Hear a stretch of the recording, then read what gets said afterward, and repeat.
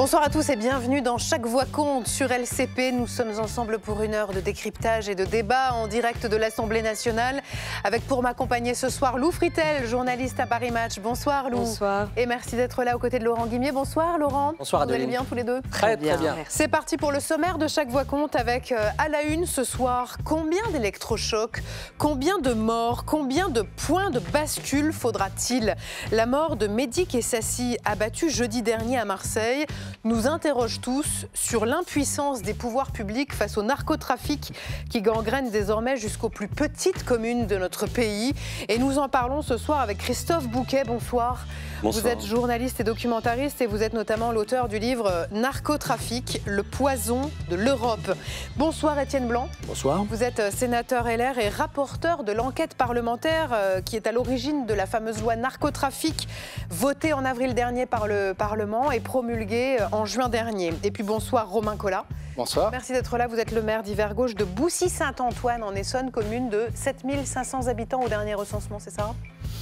Lou Fritel, vous nous direz comment ce sujet du narcotrafic est en train de devenir un enjeu central des élections municipales. Complètement, si bien pour les électeurs que pour les maires, vous nous en parlerez et moi je vais vous l'expliquer.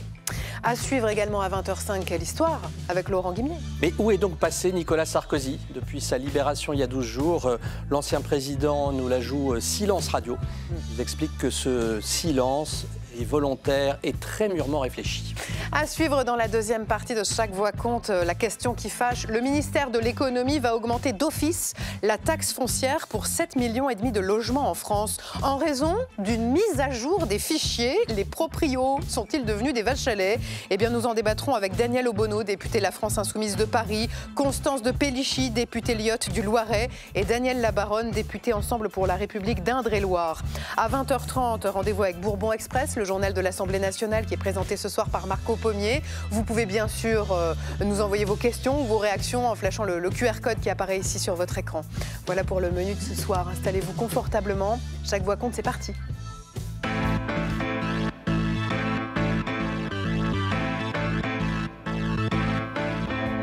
Non, je ne me tairai pas. C'est donc par ces mots qu'Amine Kessassi est sorti du silence ce matin dans une tribune au journal Le Monde, 6 jours après le meurtre de son petit frère à Marseille.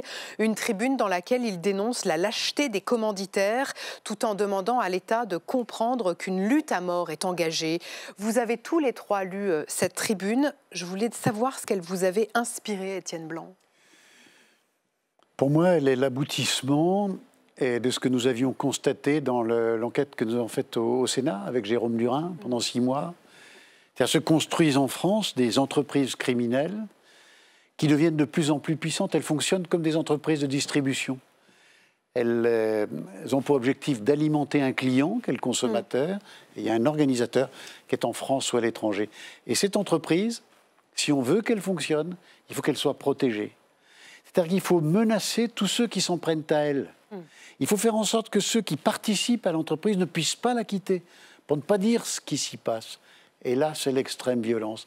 C'est une organisation criminelle d'une puissance que l'on n'a pas connue depuis très longtemps. Christophe Bouquet, cette tribune d'Amine Kessassi, qui n'avait pas parlé depuis la mort de son petit frère, les obsèques ont eu lieu hier, on se disait qu'il devait avoir peur, que peut-être il ne parlerait plus, peut-être qu'il allait se désengager de la vie politique. Et puis finalement, ce matin, il répond « Je ne me tairai pas, j'ai pas peur ».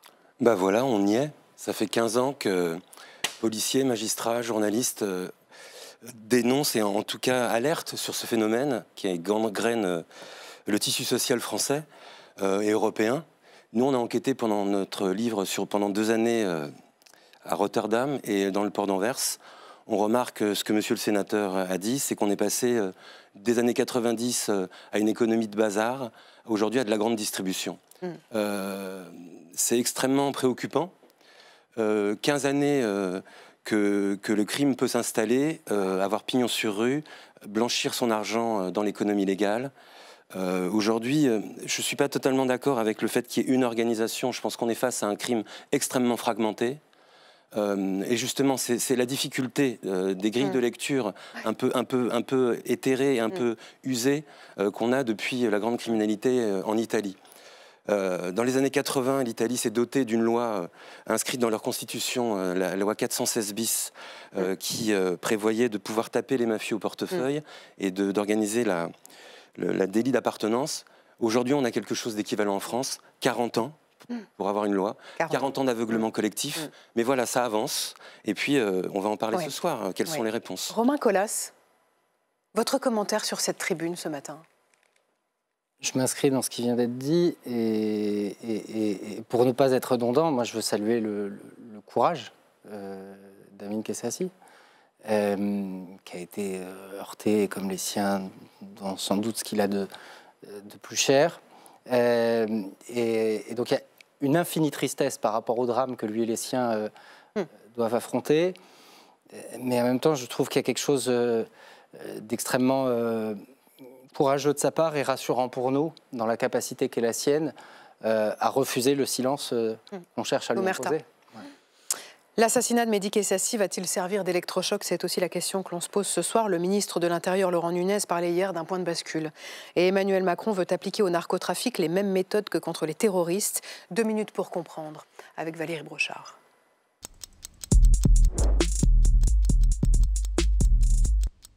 De Grenoble à Marseille, l'emprise du narcotrafic s'étend sur le territoire, mobilisant ce matin l'attention du président. En Conseil des ministres, il a rappelé la responsabilité des consommateurs. C'est parfois les bourgeois des centres-villes qui financent les narcotrafics.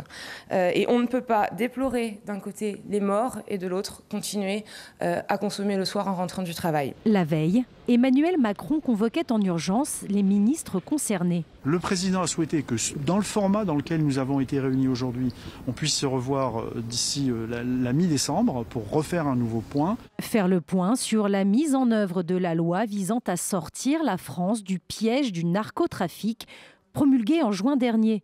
Un levier performant d'après le ministre de l'Intérieur. Les trafiquants, et notamment ceux qui dirigent les mafias marseillaises, sont de plus en plus à cran parce que nous menons des actions qui sont extrêmement efficaces. Le président de la République a demandé à tous les acteurs de poursuivre la lutte qui est la nôtre, de l'amplifier, notamment au travers des nouveaux outils qui sont les nôtres dans le cadre de la loi narcotrafic. Le texte prévoit notamment la création d'un service dédié à la lutte contre la criminalité organisée, la création d'un nouveau parquet national pour traiter les dossiers les plus graves, la fermeture administrative de commerces soupçonnés de blanchiment, la mise en place de quartiers de lutte contre la criminalité organisée au sein des établissements pénitentiaires. 64 articles portés à l'époque par l'ancien ministre de l'Intérieur, Bruno Retailleau. On ne réussit pas tout dans sa vie politique, mais je suis fier d'avoir érigé la lutte et la guerre contre le narcotrafic en une grande cause nationale. Je pense qu'on aura des résultats contre le blanchiment, contre la corruption, des techniques de renseignement, mais il faut les mettre en œuvre. Mais c'est une guerre. On va la gagner. Certaines mesures sont d'ores et déjà mises en œuvre. Aujourd'hui, la Direction nationale de la police judiciaire encadre la lutte contre la criminalité organisée. Les nouveaux quartiers pénitentiaires dédiés sont en place, mais d'autres décrets restent encore à publier. Et pour le maire de Marseille, il manque surtout des moyens. Il faut des moyens de police judiciaire, il me faut de la police scientifique, il me faut de la police financière. Donc il faut des moyens humains, des moyens matériels. Et je demande à ce que le parquet, le PNACO, le parquet national anti-narcotrafic, viennent s'installer à Marseille. Des réclamations que Benoît Payan pourra adresser directement au chef de l'État qui se rendra dans la cité phocéenne à la mi-décembre. Étienne Blanc, vous qui avez travaillé sur ce dossier, notamment sur cette loi lors de la commission d'enquête, je voudrais d'abord vous interroger sur cette notion de crime d'avertissement ou de crime d'intimidation dont on parle depuis maintenant quasiment une semaine à propos de la mort de Mehdi Kessassi. Est-ce que on nomme mal les choses en parlant de crime d'intimidation? Non, au contraire, on les nomme très très bien. Lorsque dans cette entreprise, il y a un risque pour l'organisateur de l'entreprise, il peut éliminer, contraindre, menacer celui qui constitue le risque. Mais ce qui est beaucoup plus efficace, c'est de taper sur son entourage. Parce que d'abord, il est beaucoup plus nombreux. Et puis ensuite, d'autres membres de ce réseau se disent, voilà, même mon entourage peut être demain menacé, voire même assassiné. Donc ce système-là, il est beaucoup plus efficace que l'attaque directe contre un des maillons de la chaîne. Le frère de Mehdi Kessassi et le maire de Marseille, Benoît Payan, disent la même chose sur la peur. Ils cherchent à nous faire taire, il faut se lever et résister. Est-ce qu'il faut s'inquiéter aujourd'hui pour les élus locaux, les magistrats, les journalistes, tous ceux qui travaillent sur le narcotrafic, Christophe Bouquet? Bien sûr, ça pose question et ça peut faire peur. Et je vous rejoins quand vous parlez du courage de M. Kessassi. C'est travailler avec une telle pression. Moi, je le sais, je suis journaliste, je suis en deuxième ligne, bien sûr, mais on est confronté à des telles images de violence, à des tels scénarios de violence qu'on comprend. Mais vous-même, vous avez eu peur dans vos enquêtes, parce que vous avez, on l'a dit, fait plusieurs documentaires et ce livre donc sur la pieuvre européenne, j'ai envie de dire. Vous avez eu peur par moment, pour vous? J'ai peur pour ceux que j'ai déjà interviewés, pour les gens que je rencontre, qui eux sont en première ligne, que ce soit des chercheurs, des policiers, des magistrats. J'ai beaucoup travaillé sur l'Italie et c'est vrai qu'on sait ce qui s'est passé, la pression qu'il y a eu. Quand nous étions aux Pays-Bas, pendant le procès Marengo, le grand procès, l'équivalent d'un grand procès anti-mafia qu'il y a eu aux Pays-Bas, Dirk Verschum, l'avocat d'un des témoins, a été abattu pendant le procès. Et un des plus grands journalistes des Pays-Bas, Peter R. de Vries, a été abattu en plein jour dans une rue d'Amsterdam. Donc si vous voulez, on est à ce niveau-là de violence, un niveau une violence avec des modalités criminelles qui commencent à se répliquer en France. Mais c'est pas un modèle mexicain, c'est comme vous le dites, c'est un moment, il y a une menace, l'État menace en fait la fluidité du trafic, et là, on réagit. Le meurtre n'arrive que quand les organisations sont déstabilisées. Quand l'organisation est stabilisée, il y a très peu de violence. C'est un peu ce que disait Laurent Nunez, le ministre de l'Intérieur. C'est la lecture qu'il fait des dernières tensions à Marseille, des derniers meurtres, des derniers règlements de compte. C'est parce qu'il y a une fébrilité parmi les trafiquants, les dealers.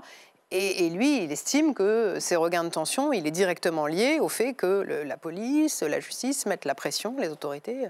Il ne faut pas oublier une chose, les sommes en jeu sont phénoménales. On ne parle pas de quelques barrettes de shit, on parle de cargaisons entières. 2014, dans le port d'Anvers, 120 tonnes de cocaïne arrêtées, 120 tonnes. Imaginez ce qui passe. C'est-à-dire que, en fait, l'offre est massive. On est face vraiment à un tsunami. Vous avez beaucoup enquêté sur la Belgique et sur les Pays-Bas, mais comment est-ce que la France s'est retrouvée au cœur de la géopolitique du narcotrafic? Je ne pense pas qu'elle est au cœur. Elle est une des façades maritimes. C'est un pays côtier. Voilà, c'est un pays côtier. Donc il y a Le Havre, il y a Marseille, et quand à Rotterdam, on met tout un système en place de robotisation pour que les dockers ne soient plus en danger, et donc les protéger le métier. Bon, ça fait un peu de chômage aussi, mais bon, on protège contre la corruption, mais le trafic se déporte. Rotterdam, c'est 100 km de quai, donc c'est une vaste entreprise. Le trafic se déporte, c'est-à-dire le bateau qui n'arrive pas à Rotterdam, il vient au Havre. Voilà. Il peut aller au Havre, à Livourne, dans des ports de plus petite importance. On peut retrouver des éléments du crime organisé à Dunkerque. Voilà, il y a une fluidité des réseaux qui est extrêmement préoccupante, mais qui accompagne aussi la libéralisation de notre société, et de la circulation des biens et des biens, voilà, et des marchandises. Ce que vous décrivez très bien dans votre livre, c'est que le narcotrafic, il commence avec le guetteur en bas de l'immeuble, et puis monte jusqu'à des têtes de réseau qui sont bien souvent loin à l'étranger. C'est un système intégré. Est-ce que la France, elle se donne les moyens aujourd'hui de lutter contre cette pieuvre? Je ne peux pas répondre. Donc oui, le texte que nous avons fait adopter par le Parlement donne des moyens nouveaux. Un exemple tout simple, les Italiens ont réussi, avec le système des repentis, à faire tomber des têtes de réseau. Et nous avons adapté le statut des repentis pour que désormais ils soient beaucoup plus efficaces. Les infiltrés, les indicateurs qu'on laisse dans l'entreprise criminelle pour qu'ils puissent tout dire, on a amélioré le statut pour que les policiers qui les instrumentalisent ne soient pas fragilisés. Donc oui, on se donne des moyens nouveaux. Il y a un point sur lequel on n'est pas allé assez loin, on a été retoqué par le Conseil constitutionnel, c'est la question du renseignement, c'est la question notamment de la possibilité qui est donnée à la puissance publique de rentrer dans les messageries cryptées, d'utiliser des moyens moyens d'intelligence artificielle pour aller chercher les conversations qui révèlent le trafic. Et là, en France, en Europe, de manière générale, on dit attention, c'est attentatoire aux libertés individuelles. Il faut que la France fasse un choix, il faut que l'Europe fasse un choix. Justement, monsieur le sénateur, depuis 24 heures, dans la parole gouvernementale et présidentielle, il y a l'idée que narcotrafic, terrorisme, il faut élever le niveau de la riposte de la même façon. Est-ce que vous souscrivez à ça et justement, qu'est-ce qu'il faut faire concrètement? Mais vous avez déjà donné un exemple avec le renseignement. Bien sûr, enfin, les backdoors dans les messageries cryptées, qu'on permette à la puissance publique de rentrer dans la messagerie et ensuite d'utiliser des dispositifs qui permettent de trier parmi les millions de conversations téléphoniques, avec du système algorithmique qui aujourd'hui fonctionne parfaitement bien, pour aller chercher la communication qui révèle. On ne peut pas le faire aujourd'hui, ça? Alors, on pourrait le faire aujourd'hui, mais le Conseil constitutionnel est extrêmement vigilant. Il estime que la liberté de la correspondance, la liberté de la communication, c'est prioritaire. Eh bien, après ce qui s'est passé à Marseille, je pense que la France, elle doit se poser cette question. Et très clairement, c'est l'avocat qui vous le dit. Moi, j'ai été protecteur des libertés. Mais à un moment, il y a des événements qui font que vous devez vous poser cette question. Alors pour moi, aujourd'hui, il n'y a plus de discussion possible. Il faut donner ces moyens nouveaux. Romain Colas, monsieur le maire, je vais venir vers vous dans un instant, parce qu'il faut qu'on parle on parlait des grands ports. On parlait d'Anvers en Belgique, on a parlé de Rotterdam, on a parlé de Marseille, du Havre. Et puis il y a aussi toutes ces petites villes qui finissent par être elles aussi gangrénées par le trafic, des villes moyennes. Et ce soir, nous avons choisi d'aller à Clermont-Ferrand, ville secouée par une série de règlements de compte mortels ces derniers mois. Et là-bas, la loi narcotrafic commence à s'appliquer et à porter certains effets. Reportage sur le terrain, signé Clément Perrault et Marion Devauchel.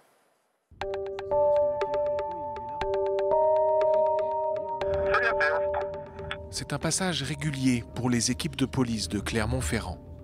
Quartier nord de la Gautière, leur voiture arrive sur le point de deal le plus actif de la ville. Les guetteurs enlèvent les poubelles qui bloquent habituellement l'accès. L'arrivée des forces de l'ordre ne passe pas inaperçue.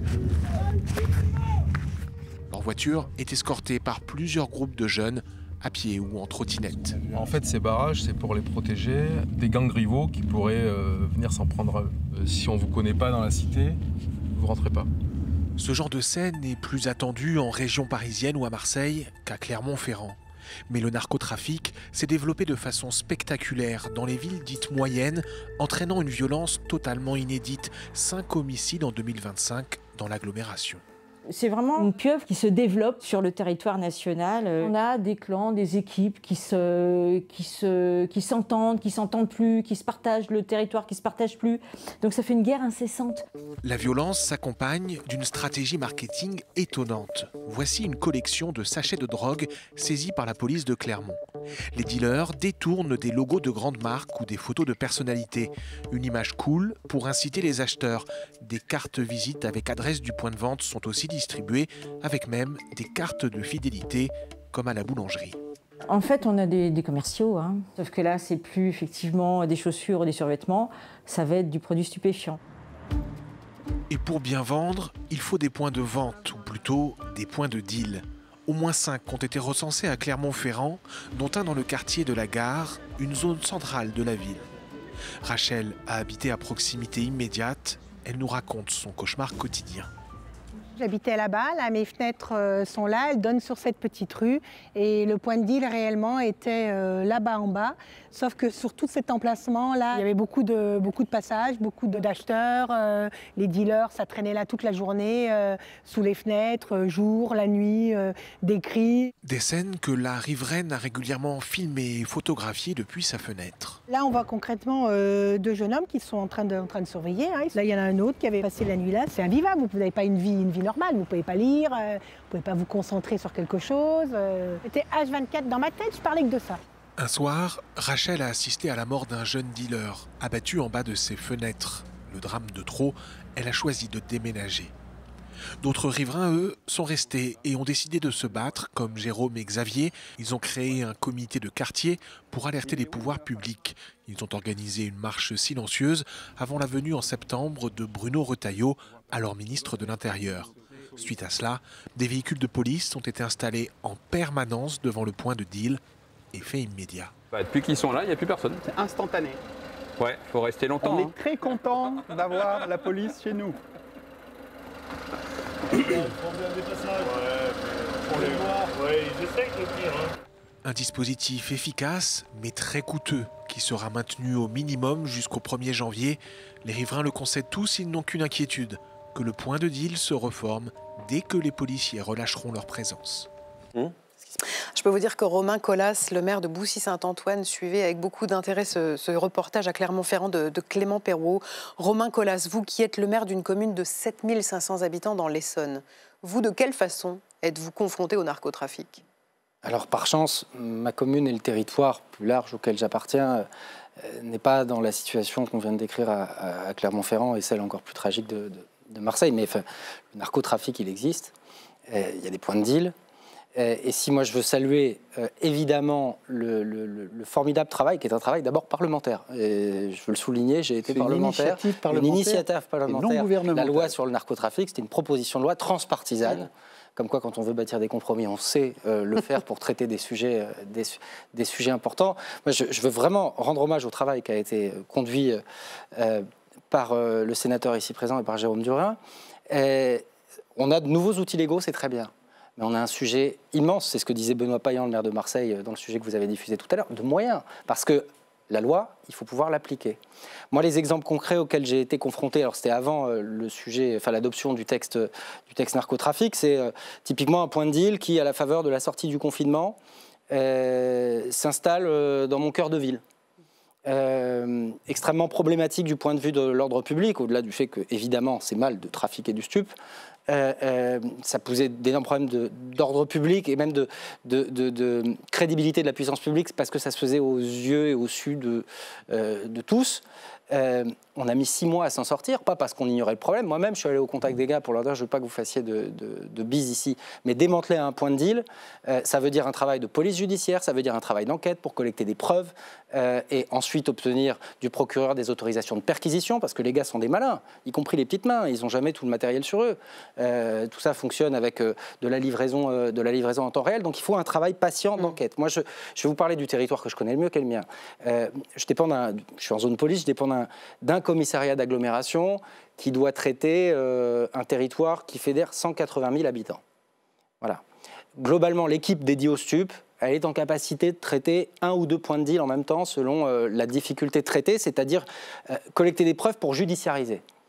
La dernière fois que j'ai échangé avec le commissaire d'agglo sur l'état des points de deal à l'échelle du territoire de l'Interco, il y en avait 40. 40. Donc vous voyez, vous imaginez bien qu'il y a une disproportion formidable entre les besoins pour traiter et les moyens. Je sais très bien quel est l'état des finances publiques. Donc évidemment, c'est un gap qu'on ne pourra pas rattraper du jour au lendemain. Et donc il y a aussi un autre levier, je crois, sur lequel on doit agir. Et là, je le dis en tant qu'élu local, parce qu'il y a des parties prenantes de ce commerce dont on n'a pas encore parlé, c'est les consommateurs. Il faut que les uns et les autres aient conscience que quand ils vont acheter leur barrette de shit, quand ils vont acheter leur pochon d'herbe, ça leur paraît récréatif sans doute, mais ils sont les complices, les acteurs, les financeurs de ce système. Le pétard a le goût du sang séché sur les trottoirs, disait encore l'année dernière Éric Dupond-Moretti. Et il avait éminemment raison. Et Emmanuel Macron s'en est pris aux consommateurs hier et ce matin en fustigeant les bourgeois des centres-villes qui financent parfois le narcotrafic. Il a raison de viser les consommateurs aussi. Bien sûr. Quel est le problème ? Aujourd'hui, la consommation, elle est sanctionnée par ce qu'on appelle une amende forfaitaire délictuelle. Je crois qu'elle est à environ 130 €. Il y en a très peu qui sont prononcées. Et quand elles sont prononcées, elles sont difficilement recouvrées. Je crois qu'on en recouvre 30%. Il faut changer de système. Il faut que la consommation soit sanctionnée. Et vous avez en Europe des pays qui ont pris des mesures très très claires.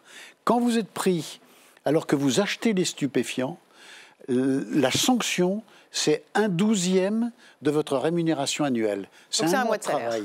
La première fois et la deuxième fois en cas de récidive, c'est 2 mois. Donc vous avez des pays européens qui aujourd'hui sanctionnent très sévèrement, mais aujourd'hui 130 € pour une personne qui a des moyens. D'abord, il a peu de chances de se faire prendre. Puis quand il est pris, finalement, ce n'est pas énorme. Et puis la plupart du temps, il ne paye pas la contravention. Alors, de ce point de vue-là, juste en complément, parce qu'il y a quelque chose de très intéressant dans le texte qui a été adopté en Conseil des ministres le 29 octobre dernier sur les prérogatives de police municipale. Le sénateur disait que cette amende forfaitaire délictuelle, je crois que c'est un peu plus que 135, je me demande si c'est pas 250, elle était assez peu appliquée parce qu'en vérité, au regard des missions de la police et des moyens qui lui sont dévolus, ils ont assez peu de temps de faire la chasse aux consommateurs. Et puis ça défile toute la journée sur les points de deal. Moi, je souhaite ardemment que ce texte, qui étend les prérogatives des polices municipales, soit adopté parce qu'il permettrait aux polices municipales justement de constater la consommation ou la possession de stupes et de délivrer cette amende forfaitaire délictuelle. Je suis sûr qu'à partir du moment où on dote les policiers municipaux qui, eux, sont sur le terrain, de cette capacité-là, on pourra augmenter considérablement le nombre de sanctions et avoir une action peut-être un peu plus efficace. À condition qu'on les recouvre. Bien sûr. Oui, bien sûr, on ne peut pas être en désaccord avec ceci et de peut-être amender le consommateur. Moi, je ne suis pas d'accord avec cette vision-là, parce que je pense qu'il faut aussi se poser la question de pourquoi les personnes consomment de la drogue. Pourquoi les Français se droguent? Non, pourquoi l'être humain se drogue, déjà, hein. On constate à partir des années 2000 une augmentation de la consommation de cocaïne qui n'est pas du tout une consommation récréative. On n'est pas dans la drogue champagne, on n'est pas dans les bourgeois parisiens qui financent le narcotrafiquant. On parle de la souffrance au travail. On parle des difficultés d'être, de la difficulté de se retrouver dans la société. Donc à un moment, moi je ne suis pas d'accord avec le fait de stigmatiser le consommateur. Il faut avoir un vrai débat public sur les drogues aujourd'hui. Je ne dis pas qu'il faut légaliser. Étienne Blanc, c'est un reproche qui avait été fait par les Insoumis à la loi narcotrafic. Il manquait un volet prévention. Je trouve qu'il manque un volet prévention, santé aussi. Le texte que nous avons adopté, il vise à lutter contre les entreprises de criminalité organisée. Alors, on a fait ce choix-là avec Jérôme Durin. Hein, on n'a pas parlé de la légalisation, on n'a pas parlé des questions de santé, ça nous entraînait trop loin. En 6 mois, on a fait un travail d'enquête qui nous a permis ensuite d'adopter un texte qui lutte contre l'entreprise criminelle. Après, c'est un autre dossier. Mais si vous m'interrogez à titre personnel, bien évidemment, il faut un nouveau volet sur la consommation. Les moyens actuels sont inadaptés. L'accompagnement d'un certain nombre de personnes qui sont consommatrices régulières de produits stupéfiants, l'accompagnement aujourd'hui en France, il n'est pas à la hauteur. Là encore, regardez ce qui se passe en Suisse. Vous avez des systèmes qui sont des systèmes d'accompagnement puissants. Donc vous avez enfin raison, il faudra bien un jour avoir et poser sur la table la question de la consommation en y incluant le volet social, évidemment. C'est pour ça que je pense que tant qu'on n'a pas ce volet-là, la guerre contre la drogue est une guerre idéologique et donc par définition une guerre sans fin qu'on ne peut pas gagner. On ne gagne pas contre une idéologie, on ne gagne pas contre des idées. Et la guerre contre la drogue lancée par Richard Nixon dans les années 70 a été un échec cuisant. Ça n'a servi à rien. À rien. Mais on gagne contre l'argent quand même. On peut gagner contre l'argent. Il faut s'attaquer aux poumons financiers de la planète, aux paradis fiscaux. Il faut comprendre que le dealer de rue est directement lié à celui qui est en télétravail à Dubaï et qui gère les crimes dans vos villes, à Clermont-Ferrand, à Paris et à Rotterdam. Lou Fritel, ce qui est intéressant de voir, c'est que le narcotrafic, pour la première fois, il vient d'être testé par le baromètre IFOP pour la Tribune dimanche, le baromètre des préoccupations des Français à 4 mois des élections municipales. Pour la première fois, on a proposé aux Français de classer dans leurs préoccupations le narcotrafic. Eh bien, il est arrivé directement en 5e position. Tout juste. Et ce qui est important de souligner, c'est que cette étude, elle a été faite avant la mort de Mehdi Kessassi. Donc on peut imaginer que ce crime grossira le trait lors des prochaines études d'opinion. Dans le détail, l'insécurité, qui était 3e jusqu'alors, se hisse à la première place des préoccupations des Français, suivi de la gestion des finances de la ville et de l'offre de soins et de services de santé. La question environnementale, elle, qui était 5e justement, elle dégringole à la 13e place. En 2020, donc c'était à la 5e place. Comment on explique une telle différence, Lou ? Déjà, une augmentation du phénomène. Aujourd'hui, ce sont 8 communes sur 10 qui sont touchées par le narcotrafic. En 2016, elle n'était que 54%.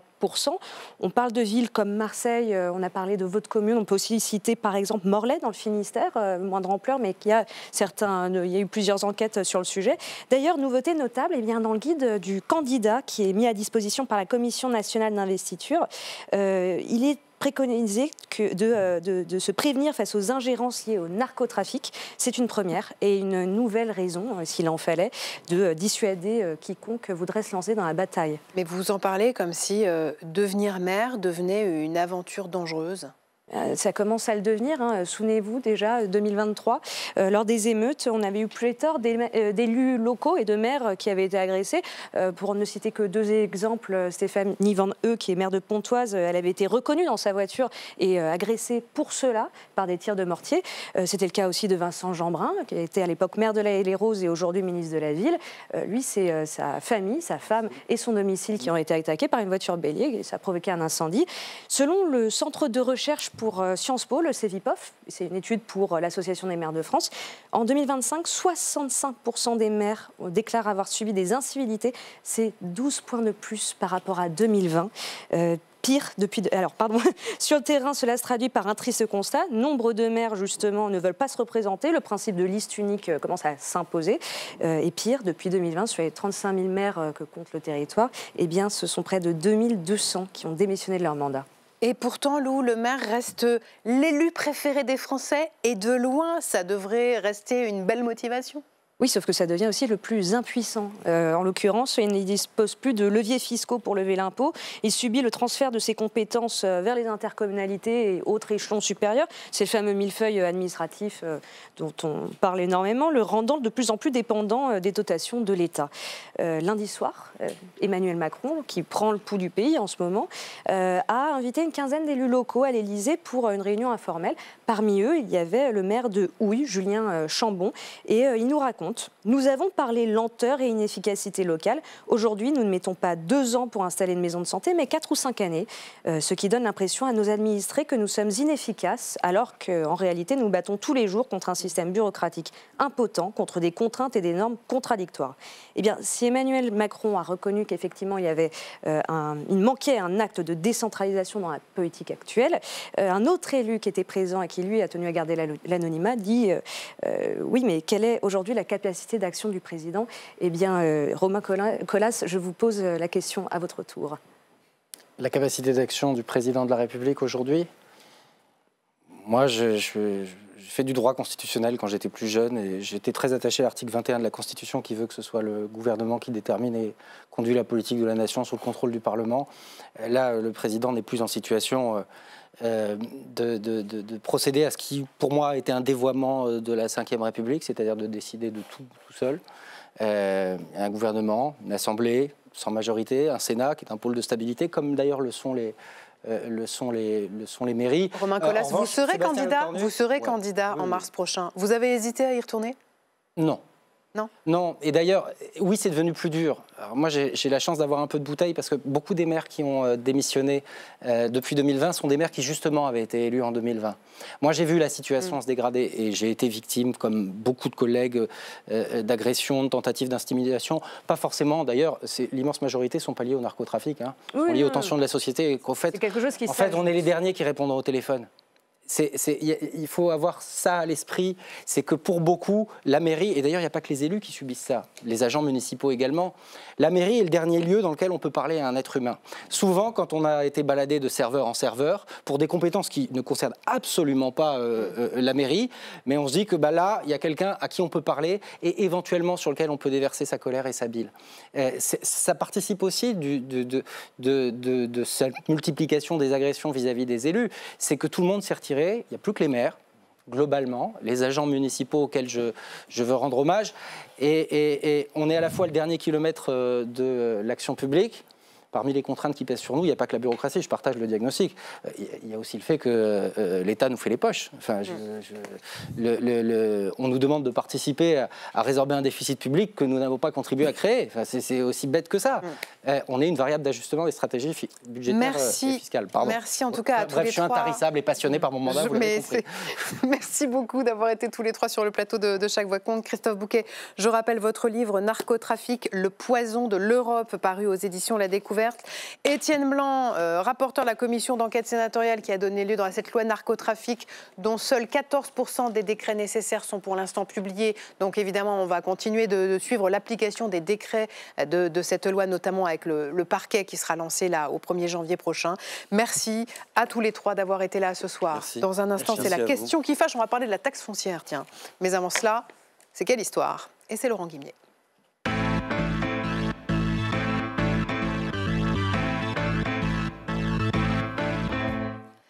Quelle histoire! Laurent Guémier, ce soir, vous vous intéressez à Nicolas Sarkozy, parce qu'en fait, depuis sa sortie de prison, il y a maintenant 12 jours, Nicolas Sarkozy ne dit rien. Pas une interview, pas un mot, pas une image. Pourquoi ce silence? Eh bien, Adeline, je crois parce qu'il a admis une chose essentielle, la bataille frontale contre les juges, ça ne fonctionne pas, ou ça ne fonctionne plus. Pendant des années, il a attaqué, dénoncé, accusé, résultat, aucun effet positif sur ces condamnations, et peut-être même, on peut l'imaginer, un contre-effet. Sur les réseaux, pourtant, depuis 12 jours, c'est un absent qui est omniprésent. Oui. On voit passer plein de messages de soutien à l'ancien président. Et c'est intéressant parce que ces messages de soutien, il les utilise. Et c'est une technique assez rare en politique, et peut-être chez lui encore plus. Depuis 12 jours, Nicolas Sarkozy laisse parler les autres. Regardez et écoutez cette vidéo, par exemple.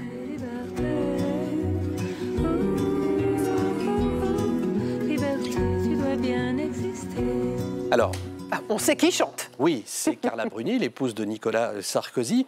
Et ce que vous voyez là, c'est un post sur Instagram, fidèle de Nicolas Sarkozy. Et ce post a été sélectionné patiemment, mis de côté et reposté par Nicolas Sarkozy lui-même. Et d'ailleurs, depuis son incarcération, vous le voyez, les réseaux sociaux de Nicolas Sarkozy, et d'ailleurs de toute la famille, son épouse, ses enfants, sont devenus une immense galerie de fans de l'ancien président. Cette stratégie de communication, encore une fois, qui est mûrement réfléchie, elle a commencé pendant l'incarcération de Nicolas Sarkozy. Regardez cette autre vidéo postée par l'ancien président. Vous voyez les sacs de courrier, des milliers de lettres posées patiemment sur le bureau qui débordent de messages de soutien. Donc cette vidéo, il faut bien le voir, elle a été postée par l'ancien président sur son compte Instagram, enfin par son équipe, puisqu'il était en prison. Nicolas Sarkozy, silencieux par la force des choses à l'époque, mais qui voulait montrer, là aussi par cette vidéo, la force de ses soutiens. Et donc, désormais, ce silence qui dure depuis 12 jours, alors au-delà sans doute du fait qu'il se repose en famille et qu'il profite, bien sûr. Est-ce que c'est une stratégie de se taire? Je crois parce que ça lui permet trois choses au fond. La première, de sortir du conflit avec la justice que j'évoquais tout à l'heure, un peu sur la pointe des pieds, de renforcer l'aura, et on le lit, du Sarkozy martyrisé mais soutenu, et puis trois, de créer un vide que ces militants remplissent à sa place. C'est le peuple sarkozyste, le peuple LR, qui devient son porte-parole. Et c'est ce que les communicants appellent l'effet ventriloque. Alors, il n'y a pas que le peuple, d'ailleurs, parce qu'il y a ces soutiens politiques qui s'expriment de Bruno Retailleau à Laurent Wauquiez. Oui, mais alors là, les politiques, c'est intéressant, Nicolas Sarkozy ne les a pas mis en avant dans ses publications. Enfin, très peu. J'ai épluché les stories de la famille Sarkozy, et ils n'ont reposté que quelques membres du premier cercle. On le voit, M. Estrosi, Mme Evren, Mme Saillé, comme pour bien montrer qu'il est dans un moment personnel et pas un moment politique. Ça s'est même étendu d'ailleurs aux apparitions publiques. On doit remarquer que Nicolas Sarkozy n'était pas présent aux cérémonies des commémorations des 10 ans des attentats du 13 novembre. Il a voulu sans doute éviter tout déraillement dans cette stratégie d'invisibilité contrôlée. Qu'est-ce que ça dit de ce qui va se passer ensuite? Qu'est-ce que ça dit pour la suite de l'histoire? Est-ce qu'on revient en politique en ne disant rien? Alors ça, on va voir, c'est trop tôt pour le dire, parce que même si l'ancien président reste une personnalité politique populaire, on le voit dans les baromètres de personnalité, et même si les 3/4 des sympathisants LR ont envie de le voir revenir en politique, ce sont ses fans des réseaux sociaux, vous voyez dans ce sondage IFOP pour l'opinion, ce n'est le cas que de 1 Français sur 4. C'est donc une proportion très faible. Et puis surtout, je l'évoquais tout à l'heure, parce que le procès en appel de Nicolas Sarkozy s'ouvrira le 16 mars prochain. D'ailleurs, c'est entre les 2 tours des municipales. C'est le lendemain du premier tour que s'ouvre le procès en appel de Nicolas Sarkozy. Je pense que dans l'ambiance politique du moment, ça sera assez largement commenté. Donc, je pense que Nicolas Sarkozy ne va pas brûler les étapes. Et moi, je ne fais pas de pari, mais j'en reste à l'exégèse. L'ancien président est passé, et vous le voyez dans ces mots qu'il a ciselés, la fin de l'histoire n'est pas écrite, ça c'est ce qu'il disait après sa condamnation, la fin de l'histoire reste à écrire. Nuance. Et après sa sortie de prison. Alors il est passé du rien n'est joué, je suis là en embuscade, à prudence, on ne force rien, on verra bien, on laisse du temps au temps, c'est une sorte de Sarkozy mitterrandien, en tout cas c'est le pari que je fais. Merci Laurent, on passe à la question qui fâche.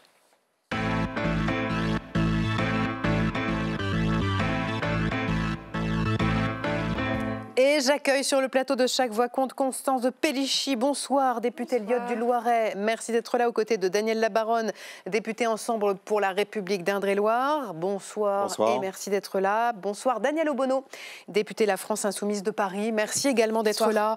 Je vais vous raconter l'histoire d'une mise à jour qui va rapporter gros à l'État. Bercy a décidé d'actualiser ses fichiers de logement. On appelle ça une opération de fiabilisation des bases foncières.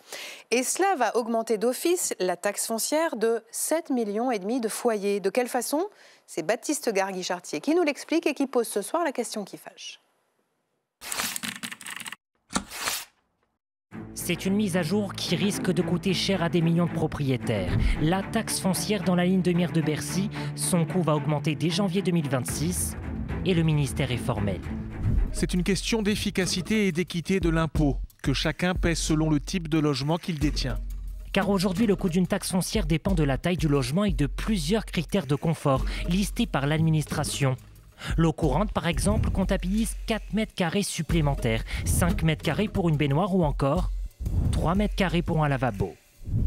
Selon Bercy, ces éléments n'étaient pas à jour pour 7,4 millions de logements. Des millions de Français devront donc passer à la caisse. Je trouve jamais que ce soit une bonne nouvelle d'augmenter les taxes, on en paye suffisamment à mon goût. C'est complètement aberrant. Il faut commencer à faire des économies avant de taxer. Ça enlève aussi du pouvoir d'achat quelque part. Concrètement, cette mise à jour se traduira par une hausse moyenne de 63 € par logement et devrait rapporter à l'État 466 millions d'euros supplémentaires. Les propriétaires dont les logements ne seraient pas équipés de ces installations pourront contester leur nouvelle imposition. Est-ce que c'est légitime de maintenir une taxe sur le fait d'avoir des WC dans son logement? Est-ce que c'est légitime de maintenir une taxe sur le fait d'avoir de l'eau courante dans son logement? La taxe foncière, son calcul aujourd'hui n'est pas juste. Et je pense que la réforme qui est mise en place là est cosmétique. Face à la grogne ce matin, le gouvernement cherche à calmer le jeu. Nous entendons l'inquiétude et le questionnement que ça peut susciter. Un point d'étape sera réalisé d'ici quelques mois, fonction de ce qui aura été constaté dans les mois qui suivront la mise en application. En 10 ans, la taxe foncière a bondi de 37%, 2 fois plus que l'inflation. Dans un contexte budgétaire tendu, le gouvernement cherche à remplir ses caisses. Alors, la question qui fâche ce soir, la voici. Les propriétaires sont-ils devenus la nouvelle cible du gouvernement? Tout le monde s'énervait un peu sur ce plateau. Je ne suis pas sûre que ce soit pour les mêmes raisons. Je vais d'abord vous poser la question à tous les trois parce que ce n'était pas évident de le voir aujourd'hui. Qui parmi vous défend cette hausse automatique? Ah, alors vous allez m'expliquer pourquoi. Parce que même Gabriel Attal a expliqué cet après-midi qu'il ne comprenait pas cette mesure. Vous la comprenez donc? Oui, je la comprends. Pourquoi? Parce que vous avez, par exemple, des propriétaires de grandes maisons qui déclarent qu'ils n'ont qu'un WC, qu'un lavabo, qu'une baignoire. Et en réalité, leur niveau de confort est bien plus élevé. Ils ont sans doute plusieurs WC, plusieurs baignoires. Bon. Et donc, ce qu'on demande aux propriétaires fonciers, c'est de déclarer le confort réel de leur maison. Parce que vous avez beaucoup de gens qui oublient de déclarer un certain nombre d'éléments de confort, l'eau, l'électricité. Daniel Labaronne, là, il s'agit d'une mise à jour automatique. Donc, à aucun moment, on va demander au propriétaire de déclarer s'il s'est fait construire un deuxième WC dans sa maison. Non, mais vous avez des éléments objectifs. Quand vous avez, c'est pour ça que je prenais cet exemple d'une grande maison, il y a des raisons de penser que les éléments de confort sont sous-évalués.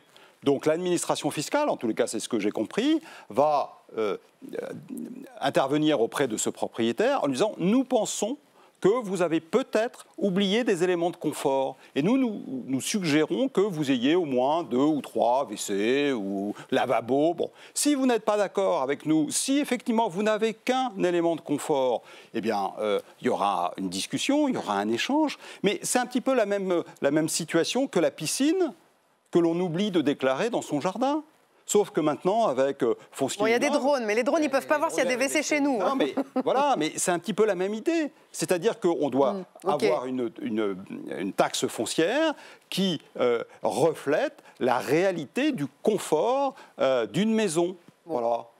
Et ça ne va concerner que ceux qui n'ont pas déclaré les éléments de confort que l'on suppose dans cette maison.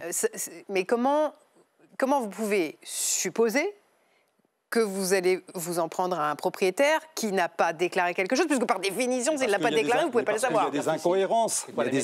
Il y a des incohérences. Donc, la mise à jour, elle va se baser sur quoi alors? C'est ça, un rapport entre WC et mètre carré, par exemple? Sur la superficie de la maison, c'est déjà un premier élément. Bon. Si vous avez une maison avec un rez-de-chaussée, 2 étages, voire 3 étages, et que vous déclarez, par exemple, c'est un exemple basique d'école, que vous n'avez qu'un WC, quelque part, ça semble curieux. Voilà. Daniel Obono. Et je trouve que ce sont de mauvais comptes d'apothicaire, encore une fois, parce que ce qu'il faudrait mettre à jour, ce n'est pas la taxe ou les éléments dits de confort, c'est le cadastre. Le problème de la taxe foncière, c'est qu'elle est appuyée sur un cadastre très ancien, archaïque. Et comme l'a déjà dit la Cour des comptes, l'INSEE le redit, c'est très inégalitaire en fait comme taxe. Parce qu'en vérité, ce n'est pas les propriétaires, il n'y a pas des propriétaires, il y a des petits propriétaires et il y a des très grands propriétaires. Les petits paient 2,5 fois plus que les grands. Donc c'est ça le problème fondamental de cette taxe-là, c'est qu'elle est inégalitaire. Nous proposons par exemple que l'on revoie le cadastre pour effectivement faire en sorte que cette mise à jour soit faite et ce soit mieux réparti et que ce soit progressif, que l'on inclue par exemple aussi les biens immobiliers et financiers dans le calcul et qu'on soustrait les dettes. Parce que par exemple, quand vous êtes un tout petit propriétaire, que vous êtes endetté sur 20 ans et que vous devez payer en plus de ça la taxe foncière, c'est pas la même chose que quand vous êtes un multipropriétaire qui a déjà amorti ses dettes et donc vous voyez bien qu'il y a une inégalité là foncière. En vérité, ce que fait le gouvernement là, c'est essayer d'appâter les collectivités, puisque vous savez la taxe foncière, elle est due aux collectivités. Et il y a plus la taxe d'habitation. Et en même temps, il va prendre 8 milliards aux collectivités. C'est ça le calcul global qu'il faut avoir en tête. Et donc il va dire là, vous voyez, je vous ai permis d'avoir combien? 500 millions. 500 millions. Un peu moins de 500 millions d'euros. Un peu moins. Et pendant ce temps-là, vous avez 8 milliards de coupes. Voilà la réalité de ce mauvais calcul. Et je crois que les collectivités et les responsables locaux n'en sont pas dupes. Constance de Pellichy. Moi, je demande tout simplement et solennellement au gouvernement de faire cesser cette nouvelle lubie à Bercy. Est-ce que vous lui demandez de renoncer ce soir à cette mise à jour et à cette hausse? Et de l'annoncer très fermement demain. Le moment n'est pas à aller compter les toilettes chez les gens et savoir qui a changé sa douche en baignoire. C'est effectivement des petits comptes d'apothicaire. Ou l'inverse d'ailleurs. On a un vrai sujet sur l'autonomie fiscale des collectivités d'une part et sur effectivement les méthodes de calcul des valeurs locatives. On l'a vu en 2017, 2018, 2019, quand il a fallu revoir les méthodes de calcul des valeurs locatives des entreprises. Bercy, l'État ont su se coordonner et concerter les collectivités par l'intermédiaire de leur commission intercommunale des impôts directs. Là, vous avez un truc qui tombe comme ça par voie de presse, en plein congrès des maires, en plein examen du projet de loi de finances. On ne sait pas qui l'a pondu, on ne sait pas pourquoi. On nous dit qu'on veut remettre le Parlement au cœur du débat. On n'en a jamais entendu parler dans l'hémicycle et les maires la prennent par voie de presse. Ça n'est pas sérieux, ça n'est pas comme ça qu'on revoit la fiscalité locale. Donc oui, il y a besoin de revoir la manière dont la taxe foncière s'équilibre. Mais le fond du sujet, c'est qu'on préférerait que Bercy travaille à l'autonomie fiscale des collectivités locales plutôt que d'aller compter les toilettes des gens. Daniel Labaronne, c'est la Direction générale des finances publiques en fait, qui annonce qu'il va y avoir une mise à jour de ces fichiers de logement et que ça va déboucher sur cette hausse. Mais vous comprenez l'émoi que cela suscite en ce moment avec ce débat sur le budget, avec la hausse des taxes. On dit on va essayer de ne pas trop faire augmenter les impôts. Vous savez de combien la taxe foncière elle a augmenté depuis 10 ans? Oui, enfin ça c'est une augmentation qui est décidée, vous parliez d'autonomie fiscale, qui a été décidée par les collectivités locales. Les collectivités locales. Et elles sont libres de fixer les taux qu'elles souhaitent. Plus 80% à Paris. Je voudrais dire, j'ai essayé d'expliquer le fond de cette mesure qui n'est pas une mesure gouvernementale. Hein.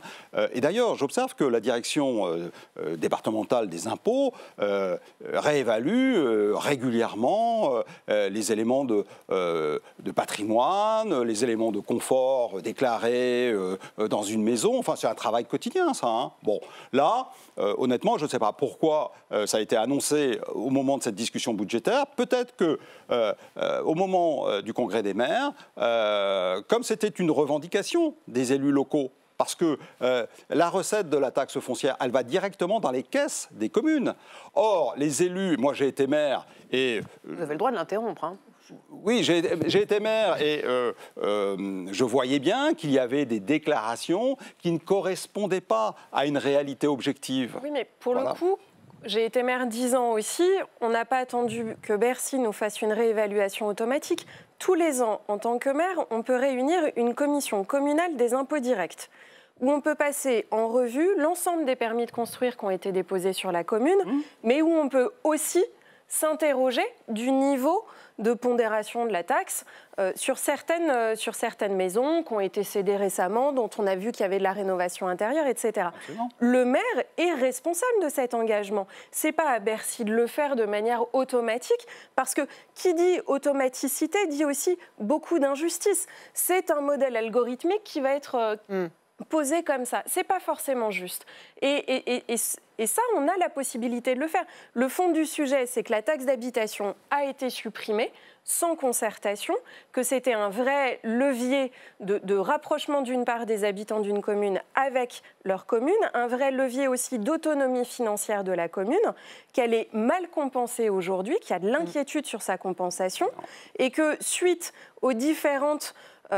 transfert de compétences à droite et à gauche, de fait, certaines collectivités ont vu leurs dépenses fortement augmenter et les ont compensées par des augmentations de taxes foncières. Tout autant une remarque qu'une question, mais le petit arrière-goût désagréable aussi, c'est que la taxe foncière, on la paye quand on est propriétaire fin octobre. Voilà, autour de fin octobre. Ça tombe juste après. C'est un peu comme si le truc est annoncé une fois qu'on a payé la taxe foncière. Oui, c'est la douloureuse de l'année prochaine. Ça rajoute un peu quand même peut-être à cette idée qu'on essaie de le faire passer comme ça.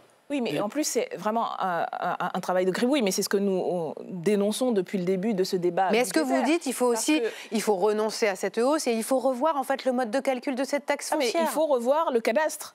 Il faut revoir, y compris ce que nous proposons, la progressivité. Nous avons des amendements dans le budget actuellement, justement, pour faire en sorte que ce soit plus juste, parce qu'actuellement, c'est déjà une taxe qui est inéquitable, encore une fois. Les petits propriétaires paient 2,5 fois plus que les grands, que les 1% les plus gros propriétaires, les multipropriétaires, etc. Les communes rurales sont les moins bien dotées en la matière. Donc, il y a une injustice qui existe, qui va être renforcée par cette décision, mesure qui n'a un coup de com'. Bien entendu, mais depuis ce matin, je pense qu'il y a beaucoup de propriétaires qui découvrent aussi ce mode de calcul. Oui. Pardonnez-moi, mais si vous avez l'eau courante, c'est 4 mètres carrés de plus sur votre maison. Si vous avez des WC, hop, on va ajouter 3 mètres carrés. Mais surtout, on vient de la recevoir. Les propriétaires, ils l'ont reçu, la taxe foncière. Quand on reçoit sa taxe foncière, la base locative apparaît, mais pas la façon dont elle est calculée. Pour le savoir, il faut demander au fisc l'imprimé 6675M. Et alors moi, j'ai une question téléspectateur d'Éléonore à Aix-les-Bains. J'ai enlevé ma baignoire pour une douche. Est-ce que vous me rendez des mètres carrés? Sans doute. Théoriquement, oui. Ah oui, bien sûr. On a le droit, non seulement, et moi j'engage toutes les personnes qui achètent une maison, d'interroger le fisc sur la manière dont la taxe foncière est calculée. Alors sachez-le, c'est l'imprimé 6675M. N'importe qui peut le demander. Et pour le coup, les services fiscaux sont franchement rapides, efficaces là-dessus. Et de venir interroger ce qu'il y a sur le relevé fiscal en disant « je ne comprends pas » et de produire son propre détail. On a le droit de le faire. Et j'engage vraiment tout le monde à le faire parce que ça permet aussi de s'approprier à la fois... les travaux. Planifier les travaux, s'approprier son bien, s'assurer qu'on ne risque pas non plus un rattrapage de fiscalité derrière, parce que c'est ça aussi la question, et qu'on est imposé à sa juste valeur. Mais de fait, les valeurs locatives, ces fameuses valeurs locatives, elles datent des années 70. à une époque où la question du confort était très différente de celle d'aujourd'hui. On ne l'appréciait pas de la même manière. Les quartiers on n'avait aussi. pas de vasque Il y dans la avait salle des de bain pour les zonages parents. en fonction des quartiers qui ont pu évoluer. Et c'est un ensemble qu'il faut revoir. Daniel Labaronne. Mais moi, quand j'ai acheté la maison dans laquelle j'habite actuellement, j'ai vérifié que les éléments de confort qui avaient été déclarés précédemment par l'ancien propriétaire correspondaient bien au niveau de confort de la maison dans laquelle j'allais habiter. Et j'ai constaté qu'il y avait un écart considérable. Et donc, j'ai modifié la liste des équipements de confort. Donc vous avez rajouté combien de lavabos? Non, mais j'ai dit exactement ce qu'il y avait. Salle de bain, douche, enfin... Et vous engagez donc les téléspectateurs à faire de même? Bien sûr. Oui, parce que là, en définitive, on parle d'un certain nombre de logements, mais ce sont des logements qui n'ont pas déclaré ou réévalué leur niveau de confort qui était celui des années 70. On imagine que depuis, il y a un certain nombre d'aménagements qui ont été faits et il faut, c'est une obligation, c'est la loi, il faut déclarer ces éléments-là. Donc ce que dit la Direction générale des finances aujourd'hui, de façon maladroite, peut-être en lien avec quand même le Congrès des maires, parce que c'est vrai que c'est une ressource de l'ordre de 500 millions d'euros. Bon, c'est pour agiter la carotte aux maires et leur faire passer la pilule des coupes budgétaires. Mais ça passe pas du tout, parce que tout le monde fait le calcul et se rend bien compte qu'ils ne sont pas du tout dans leur compte. Là, ce que vous dites s'agissant de la baisse des dotations de l'État vis-à-vis des collectivités locales, c'est absolument faux. Il y a eu une augmentation à la fois des dotations en investissement et de dotations en fonctionnement. Donc, et les 8 milliards là, de coupes là, que vous prévoyez, ça n'existe pas. C'est juste dans mon imagination. Donc, les maires le savent, hein. Vous rendez compte que les collectivités sont au courant en fait qu'elles sont à sec et qu'elles sont à la gorge et qu'elles sont en incapacité aujourd'hui de rendre les services à la population qu'elles devraient. Donc c'est pas en agitant cette mesurette en plus qui passe complètement à côté de ceux qu'il faudrait faire. Effectivement, il faudrait mettre à plat les choses. Excusez-moi, mais on ne peut pas considérer, comme ça a été dit plus tôt, qu'avoir une douche ou autre chose, c'est du confort. On va dire c'est la base. Aujourd'hui, on considère quand même qu'un logement devrait avoir ce minimum, en fait. L'eau courante, 4 mètres carrés. 4 mètres carrés supplémentaires si vous avez l'eau courante. Non, mais le mérite de cette polémique, c'est, vous le disiez très bien, que les propriétaires vont être informés de la manière dont est calculée leur taxe foncière. Bon, ça va alerter peut-être un certain nombre de propriétaires qui vont se dire « Oh là, mais est-ce que je suis bien dans les clous? Est-ce que j'ai bien déclaré mon état de confort, les équipements qui participent au confort de ma maison ?» Voilà, donc c'est sans doute maladroit, mais ça a au moins une vertu, c'est une vertu pédagogique de faire prendre conscience que, s'agissant de cet impôt, il y a une méthode de calcul et que tout le monde est tenu de respecter les éléments à déclarer qui permettent de faire ce calcul de la taxe foncière de l'habitation dont on est propriétaire. En tout cas, on a compris ce soir que Constance de Pellichy, vous vouliez que le gouvernement renonce à cette hausse de la taxe. Daniel Obono, vous voulez qu'on revoie le mode de calcul de la taxe foncière en utilisant le cadastre. Et eh bien, peut-être que vous pourrez porter cette parole auprès du gouvernement, Daniel Labaronne, en disant voilà, il y a un certain émoi. Plus de pédagogie, sans doute. Et peut-être en rappelant que le propriétaire est l'individu le plus taxé de France, puisqu'il a rapporté l'an dernier 90 milliards d'euros de recettes fiscales si l'on additionne toutes les taxes qu'il paye. Merci à tous les trois d'être venus ce soir dans la question qui fâche. Vous pouvez rester là parce que tout de suite, c'est Bourbon Express, c'est le journal de l'Assemblée nationale, signé ce soir Marco Pommier.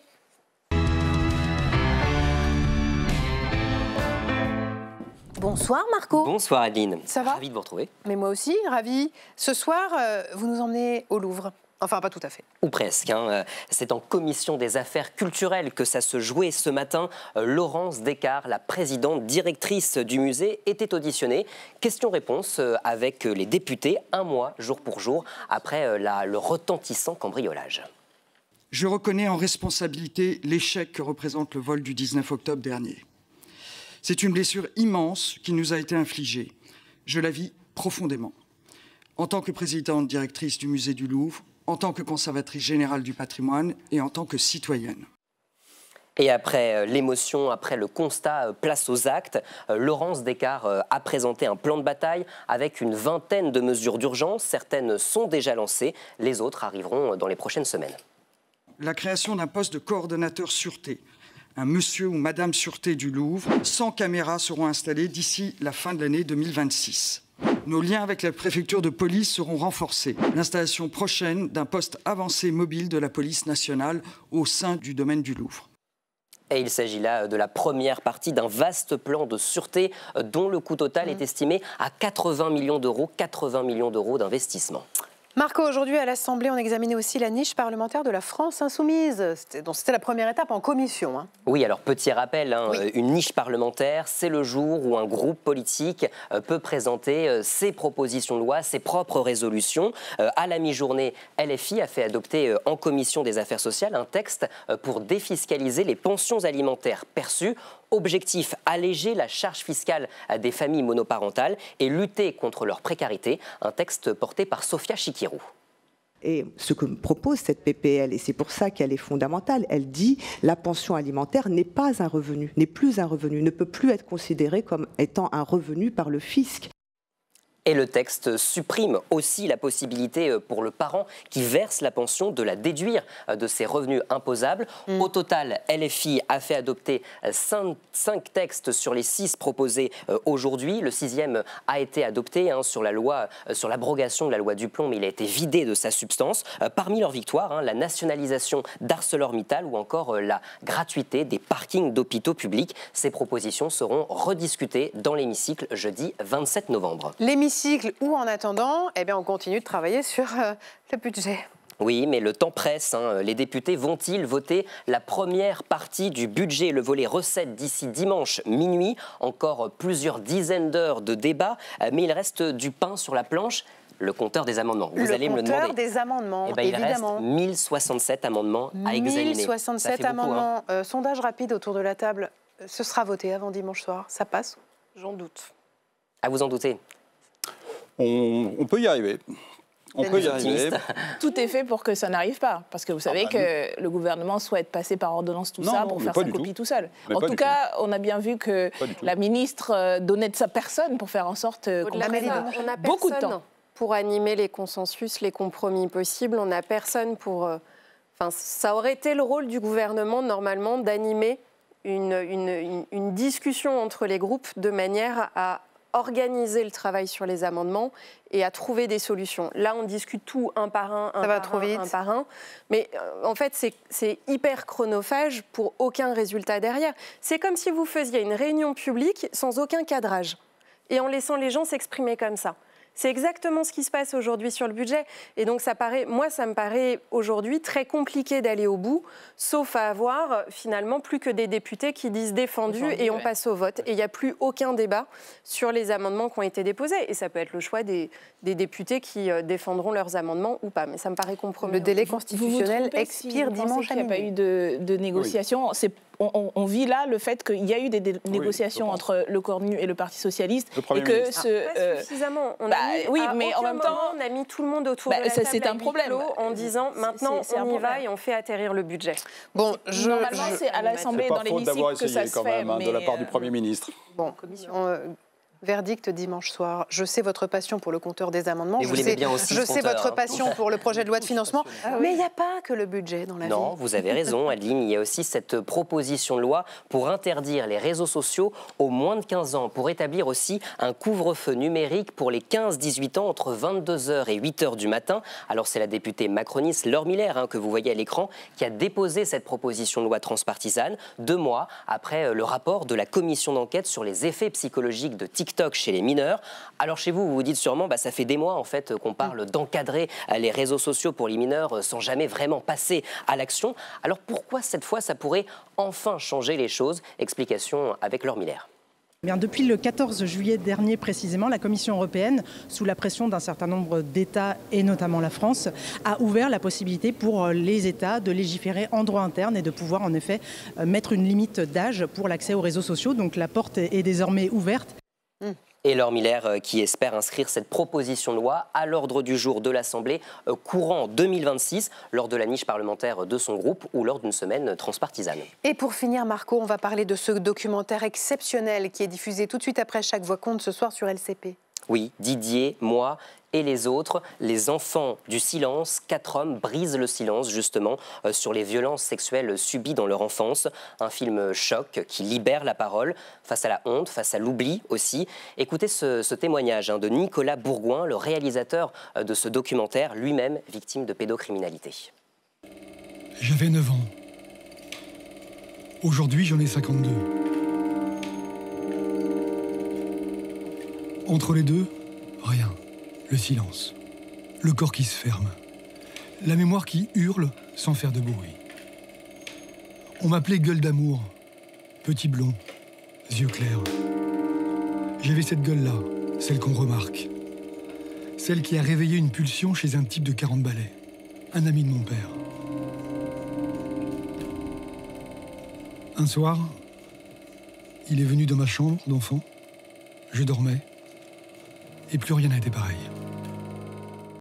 À suivre dans quelques minutes, donc, dans Débat Doc avec Jean-Pierre Grassin. Merci Marco, merci à tous les trois d'avoir été ce soir les invités de Chaque Voix Compte. Merci Laurent, merci Lou Fritel. On vous lit demain dans Paris Match avec à la une, attention, les Miss France. Les Miss France, enfin les Miss et la Miss France parmi elles.